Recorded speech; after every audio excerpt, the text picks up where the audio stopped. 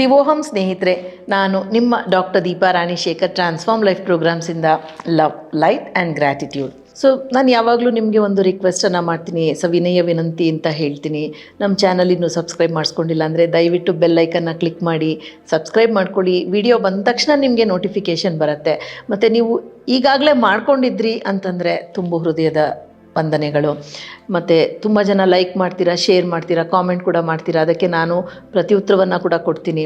So ಈ ವಿಡಿಯೋದಲ್ಲಿ ನಾವು ಏನು ಬಗ್ಗೆ ಮಾತಾಡ್ತೀವಿ ಅಂತಂದರೆ 11/11 ಪೋರ್ಟಲ್ ಮ್ಯಾನಿಫೆಸ್ಟೇಷನ್. ಅಂದರೆ ನವಂಬರ್ 11ನೇ ತಿಂಗಳಲ್ವಾ, ಹಾಗೆ 11ನೇ ತಾರೀಕು 11 ಗಂಟೆ 11 ನಿಮಿಷಕ್ಕೆ ಒಂದು ವಿಶೇಷವಾದ ಶಕ್ತಿ ಇಡೀ ಭೂಮಿಯನ್ನು ಆವರಿಸಿರುತ್ತೆ ಅಂತ ಹೇಳ್ಬೋದು. ಅಂದರೆ ನೀವು ಕೇಳ್ಬೋದು, ಬೇರೆ ದೇಶಗಳಲ್ಲಿ ಬೇರೆ ಟೈಮ್ ಇರುತ್ತಲ್ವ, ಆಯಾ ದೇಶದಲ್ಲಿ ಆ 11 ಗಂಟೆ 11 ನಿಮಿಷ ಆದಾಗ ಬೆಳಗ್ಗೆನೂ ಸರಿ ರಾತ್ರಿನೂ ಸರಿ AM PM ಎರಡೂ ಆ ನವಂಬರ್ 11 ಪ್ರತಿದಿನವೂ ಆ ಒಂದು ಶಕ್ತಿ ಇರುತ್ತೆ 11 ಗಂಟೆ 11 ನಿಮಿಷಕ್ಕೆ.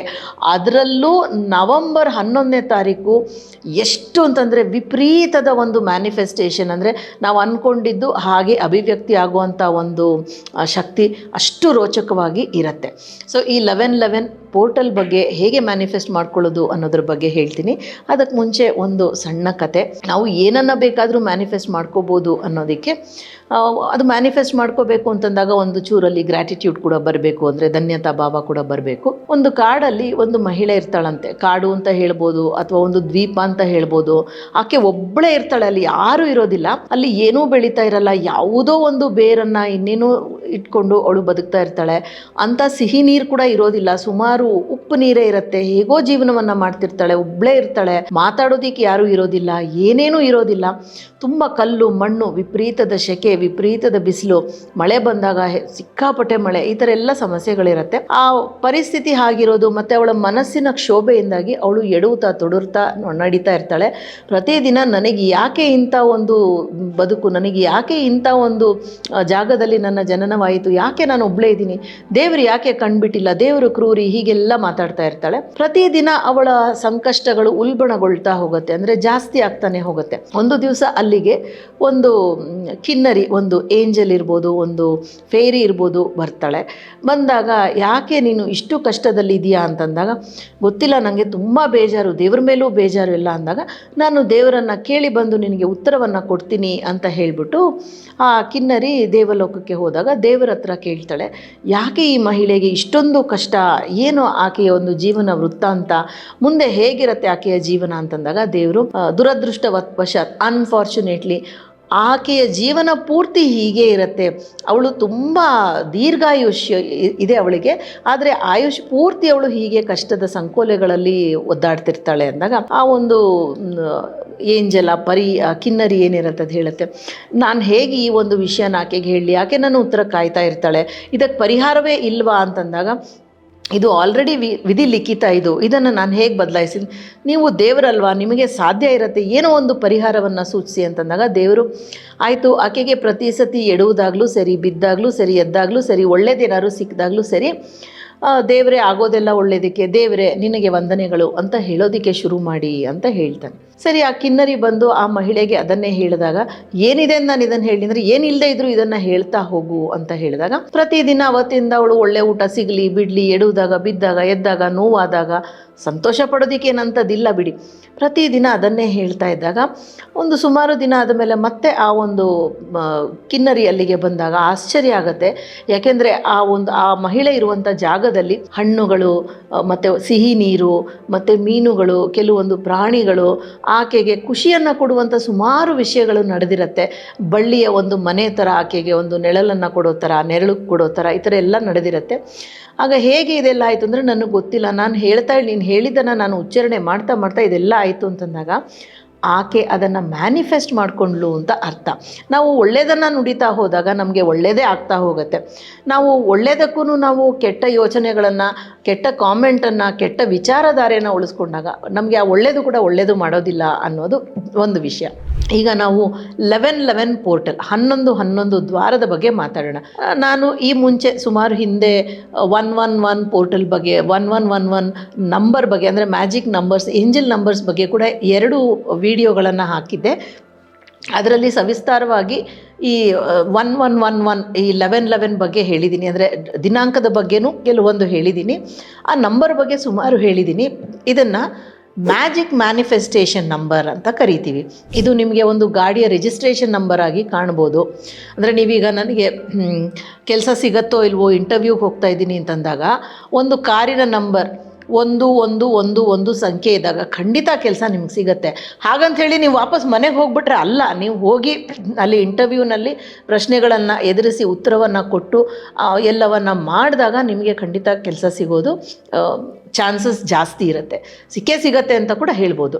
ಮತ್ತು ಇವಾಗ ಪರೀಕ್ಷೆಗೆ ಹೋಗ್ತಿರ್ತೀರ, ಅಯ್ಯೋ ನಾವು ಓದಿದ ಪ್ರಶ್ನೆಗಳು ಬರುತ್ತೋ ಇಲ್ವೋ, ನಾನು ಬರೆದಿರೋ ಆನ್ಸರ್ ಚೆನ್ನಾಗಿರುತ್ತೋ ಇಲ್ವೋ, ಉತ್ತರಗಳು ನನಗೆ ಸಿಗಬೇಕಾದಂಥ ಒಂದು ಅಂಕಗಳನ್ನು ತಂದು ಕೊಡುತ್ತೋ ಇಲ್ವೋ ಅಂತಂದಾಗ ಯಾವುದೋ ಒಂದು ಫೋನ್ ನಂಬರಿನ ಕೊನೆಯ ಅಂಕಿಗಳು 1111 ಇರ್ಬೋದು, ಅಥವಾ ಯಾರೋ ಒಬ್ಬರು ಯಾವುದೋ ಒಂದು ವಿಷಯದ ಬಗ್ಗೆ ಬರೀತಾ 1111 ಬರೀತಾ ಇರ್ಬೋದು, ಅಥವಾ ನಿಮ್ಮ ಫೋನಲ್ಲಿ ಯಾವುದೋ ಒಂದು ವಿಷಯಕ್ಕೆ ಆ ನಂಬರ್ ಕಾಣಿಸ್ಬೋದು.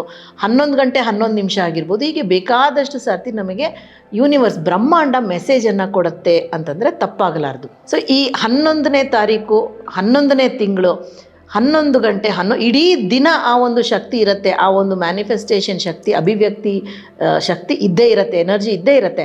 ಆದರೆ 11 ಗಂಟೆ 11 ನಿಮಿಷಕ್ಕೆ ಅದು ತೀವ್ರವಾದ ಒಂದು ಪೋರ್ಟಲ್, ಅಂದರೆ ದ್ವಾರವಾಗಿ ಮಾರ್ಪಡುತ್ತೆ. ಏನೇನಾಗುತ್ತೆ ಆ ಸಮಯದಲ್ಲಿ ಅಂದಾಗ ಡಿವೈನ್ ಅಲೈನ್ಮೆಂಟ್ ಅಂತ ಹೇಳ್ತೀವಿ. ಅಂದರೆ ಒಂದು ದಿವ್ಯ ಅನುಕ್ರಮ, ಸಮನ್ವಯತೆ ಅನ್ನೋ ಒಂದು ರೀತಿಗೆ ಹೋಗ್ತೀವಿ. ಮತ್ತು ಅಸೆನ್ಷನ್ ಅಂತ ಹೇಳ್ತೀವಿ, ಆರೋಹಣ. ನಮ್ಮ ಎಲ್ಲ ಎನರ್ಜಿ, ಊರ್ಜಾ ಏನಿದೆ ಅದೆಲ್ಲ ಆರೋಹಣದಲ್ಲಿ ಮೇಲ್ಮುಖವಾಗಿ ಹೋಗುತ್ತೆ. ಕುಂಡಲಿನಿ ಇರ್ಬೋದು, ಮತ್ತೊಂದಿರ್ಬೋದು, ಆ ಥರ. ಮತ್ತು ವಿಕಸನ, ಇವಾಲ್ವ್ ಆಗ್ತಾ ಹೋಗ್ತೀವಿ. ಅಂದರೆ ನಾವು ಒಳ್ಳೆಯದ ಕಡೆಗೆ ದಾಪುಗಾಲಿಡ್ತಾ ಹೋಗ್ತೀವಿ, ಬೆಳವಣಿಗೆ ಆಗ್ತಾ ಹೋಗುತ್ತೆ, ವಿಕಸನ ಆಗ್ತಾ ಹೋಗುತ್ತೆ. ಮತ್ತು ನಮ್ಮ ಎಲ್ಲ ವಿಚಾರಧಾರೆಗಳು ರೂಪಾಂತರವಾಗ್ತಾ ಹೋಗುತ್ತೆ, ಟ್ರಾನ್ಸ್ಫಾರ್ಮೇಷನ್ ಆಗ್ತಾ ಹೋಗುತ್ತೆ. ಸೊ ಇವಾಗ ನಾವು ಮ್ಯಾನಿಫೆಸ್ಟೇಷನ್ ಅಂದಾಗ ಕೆಲವೊಂದು ವಿಷಯಗಳನ್ನು ಹೇಳೋದಕ್ಕೆ ಇಷ್ಟಪಡ್ತೀನಿ. ನಾವು ಯಾವುದೇ ವಿಷಯನ ಅದರ ಬೆನ್ನಟ್ಟಿ ಹೋದಾಗ ಅದು ಬಿಸಿಲು ಕುದುರೆ ಥರ ಜಾರ್ಕೊಂಡು ಹೊಟ್ಟೋಗುತ್ತೆ. ಅದು ಹಣಕಾಸು ಇರ್ಬೋದು, ಕೆಲಸ ಇರ್ಬೋದು, ಅಥವಾ ಒಂದು ನಾವು ಪ್ರೀತಿಸುವಂಥ ಒಂದು ವ್ಯಕ್ತಿ ಇರ್ಬೋದು. ನಾವು ಚೇಸ್ ಮಾಡಿದಾಗ, ನಾವು ಅದನ್ನು ಅಟ್ಟಿಸ್ಕೊಂಡು ಹೋದಾಗ ಅದು ಬಿಸಿಲು ಕುದುರೆ ಹಾಗೆ ಮಿರಾಜ್ ಅಂತ ಏನು ಹೇಳ್ತೀವಿ, ಕೈ ತಪ್ಪಿ ಹೊಟ್ಟೋಗುತ್ತೆ. ನಾವು ಅದು ನನ್ನದು ಅನ್ನೋ ಒಂದು ವಿಷಯವನ್ನು ನಂಬಿದಾಗ, ಅದು ನನ್ನದಾಗಿದೆ ಅಂಥ ಒಂದು ಅಫರ್ಮೇಷನ್, ದೃಢೀಕರಣ ಏನಿದೆ ಅದನ್ನು ಮಾಡ್ತಾ ಹೋದಾಗ ಅದು ತಾನೇ ತಾನಾಗ ನಮ್ಮ ಸಮೀಪಕ್ಕೆ ಬರ್ತಾ ಹೋಗುತ್ತೆ. ಇದು ರೂಲ್ ನಂಬರ್ 1. ಎರಡನೇದು, ನಾವು ಏನು ಮಾಡ್ತೀವಿ ಅನ್ನೋದ್ರ ಮೇಲೆ ನಮಗೆ ಬ್ರಹ್ಮಾಂಡ ಮ್ಯಾನಿಫೆಸ್ಟೇಷನ್ ಕೊಡೋದಿಲ್ಲ. ನಾವು ಏನು ಆಗಿದ್ದೀವಿ, ನಮ್ಮ ವೈಬ್ರೇಷನ್ ಏನಿದೆ, ನಾವು ಯಾವ ಕಂಪನಾಂಕನದಲ್ಲಿ ಇದ್ದೀವಿ ಅನ್ನೋದ್ರ ಮೇಲೆ ಅಭಿವ್ಯಕ್ತಿ ಅಂದರೆ ಮ್ಯಾನಿಫೆಸ್ಟೇಷನ್ ಸಾಧ್ಯ ಆಗುತ್ತೆ. ಮತ್ತು ವಿಜುವಲೈಸೇಷನ್ ಅಂತ ಹೇಳ್ತೀವಲ್ಲ, ದೃಢೀಕರಣ, ವಿಜುವಲೈಸೇಷನ್ ಅಂದರೆ ನಾವು ಅದನ್ನು ಕಲ್ಪನೆ ಮಾಡ್ಕೊಳ್ಳೋದು ಅಂತ ಹೇಳ್ತೀವಲ್ಲ, ವೀಕ್ಷಿಸ್ಕೊಳ್ಳೋದು ಅಂತ ಹೇಳ್ತೀವಲ್ಲ, ಎಲ್ಲರೂ ಮಾಡ್ತೀವಿ. ಆದರೆ ನಮ್ಮ ಕೆಲಸ ಏನನ್ನು ವೀಕ್ಷಿಸಿದ್ವಿ, ನಾವು ಏನೇನು ಆಗ್ತಾ ಇದೆ ಅಂತ ಪ್ರಾಸೆಸ್ಸನ್ನಲ್ಲ, ನಡೆಯೋ ವಿಷಯಗಳನ್ನಲ್ಲ, ಆ ಎಂಡ್ ರಿಸಲ್ಟ್, ಆ ಕೊನೆ ಏನಿದೆ. ಈಗ ಉದಾಹರಣೆಗೆ ಕಾರ್ ತೊಗೋಬೇಕು ಅಂತ ನೀವು ದೃಢೀಕರಣವನ್ನು ಕೂಡ ಮಾಡ್ತೀರಿ. ನಾನು ಕಾರು ಕೊಂಡಿದ್ದೇನೆ, ಇಂತಹ ಕಂಪನಿಯ ಕಾರು, ಇಂಥ ಬಣ್ಣದ ಕಾರು ಕೊಂಡಿದ್ದೇನೆ ಅಂತ ಹೇಳ್ತಾ ಇರ್ತೀರ. ನಾನು ಆ ಕಾರಿನಲ್ಲಿ ಆರಾಮವಾಗಿ ಹೋಗ್ತಾ ಇದ್ದೀನಿ, ಈ ಥರ ಎಲ್ಲ ಹೇಳ್ತಾ ಇರ್ತೀರ. ಅದು ದೃಢೀಕರಣವಾಯಿತು. ವಿಜುವಲೈಸೇಷನ್, ಅದನ್ನು ನೀವು ವೀಕ್ಷಿಸ್ತಾ ಹೋಗೋದು, ವೀಕ್ಷಣೆ ಮಾಡೋದು ಅಂತಂದಾಗ, ನಾನು ಬ್ಯಾಂಕಲ್ಲಿ ಲೋನಿಗೋಸ್ಕರ ಹೋಗ್ತಾ ಇದ್ದೀನಿ, ಕಾರ್ ಅಪ್ಲಿಕೇಶನ್ ಕೊಡ್ತಾ ಇದ್ದೀನಿ, ಇದು ಪ್ರಾಸೆಸ್. ಅದನ್ನು ವಿಜುವಲೈಸ್ ಮಾಡಬೇಡಿ.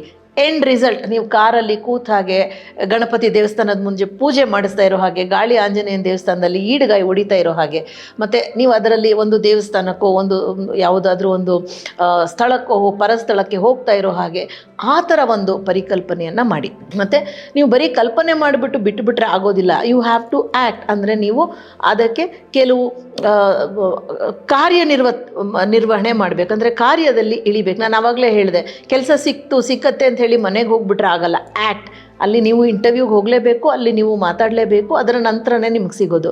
ಮತ್ತು ಡಿಟ್ಯಾಚ್ ಫ್ರಮ್ ದ ಔಟ್ಕಮ್, ಅಂದರೆ ಆ ರಿಸಲ್ಟ್ ಏನಿದೆ, ಕೆಲವೊಂದು ನಾನು ಹಿಂಗೆ ಮಾಡಿದ್ರೆ ಹಂಗಾಗತ್ತಾ ಅಂತಂದರೆ ನೀವು ಆ ಕಂಪನಾಂಕದಲ್ಲಿ ಇರಬೇಕು. ಬರೀ ಮಾಡಿಬಿಟ್ರೆ ಆಗೋದಿಲ್ಲ. ನೀವು ಅನುಮಾನದಲ್ಲಿ ಮಾಡಿದಾಗ ಖಂಡಿತ ಆಗಲ್ಲ.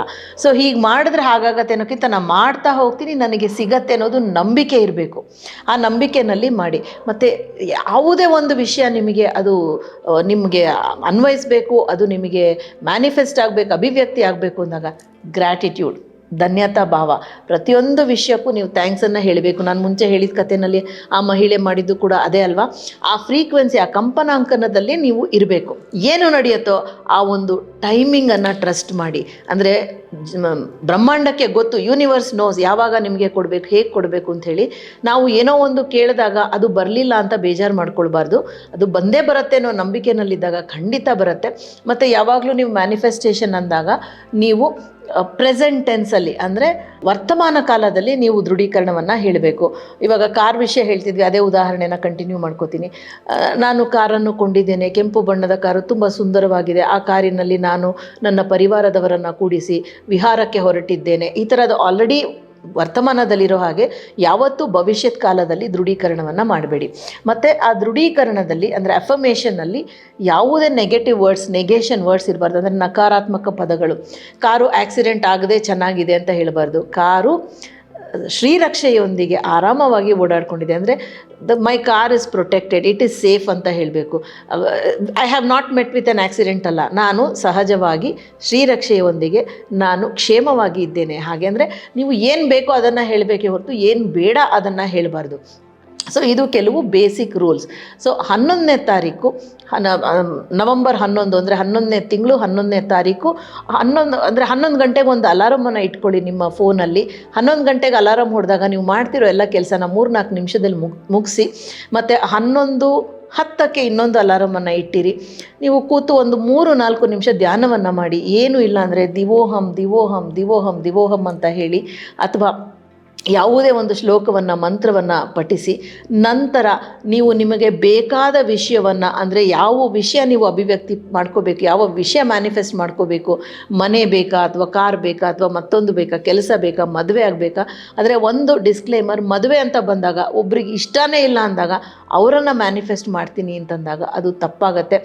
ಯಾರು ನಿಮ್ಮನ್ನು ಇಷ್ಟಪಡ್ತಾರೆ ಅವರನ್ನು ನೀವು ಮೆಚ್ಚಿ ನಿಮ್ಮವರನ್ನಾಗಿಸ್ಕೊಳ್ಳಿ. ಅದರಲ್ಲಿ ತುಂಬ ಕ್ಷೇಮ, ಅಭಿವೃದ್ಧಿ, ಸಂತೋಷ ಇರುತ್ತೆ. ನೀವು ಇಷ್ಟಪಟ್ಟವರಿಗಿಂತ ನಿಮ್ಮನ್ನು ಇಷ್ಟಪಟ್ಟವರಿಗೆ ನೀವು ಬೆಲೆಯನ್ನು ಕೊಡಿ. ಮತ್ತು ಒಂದು ಯಂತ್ರವನ್ನು ಹೇಳ್ಕೊಡ್ತೀನಿ, ಇದು ತುಂಬ ಶಕ್ತಿಶಾಲಿಯಾದ ಮ್ಯಾನಿಫೆಸ್ಟೇಷನ್ ಯಂತ್ರ ಅಂತ ಹೇಳ್ಬೋದು. ಸೊ ಹೀಗೆ ಇದನ್ನು ರೆಡ್ ಕಲರ್ ಸ್ಕೆಚ್ ಪೆನ್ನಲ್ಲಿ ಮಾಡ್ತೀವಿ. ಯೂಶಲಿ ಮ್ಯಾನಿಫೆಸ್ಟೇಷನ್ ಅಂದಾಗ ಆರೆಂಜ್ ಬಳಸ್ತೀವಿ, ಬಟ್ ಇಲ್ಲಿ ಮಾತ್ರ ಇದು ಕೆಂಪು ಬಣ್ಣದ ಒಂದು ಸ್ಕೆಚ್ ಪೆನ್ನಲ್ಲಿ ಈ ಯಂತ್ರವನ್ನು ಮಾಡಬೇಕು. ಸೊ ಮೊದಲನೇ ಘಟ್ಟದಲ್ಲಿ 9, ಎರಡನೇದು 74, ಮೂರನೇದು 36, ಫಸ್ಟ್ ರೋ ಆಯಿತು. ಆಮೇಲೆ ಎರಡನೇ ರೋ 52, 38, 47, ಎರಡನೇ ರೋ ಕೂಡ ಆಯಿತು.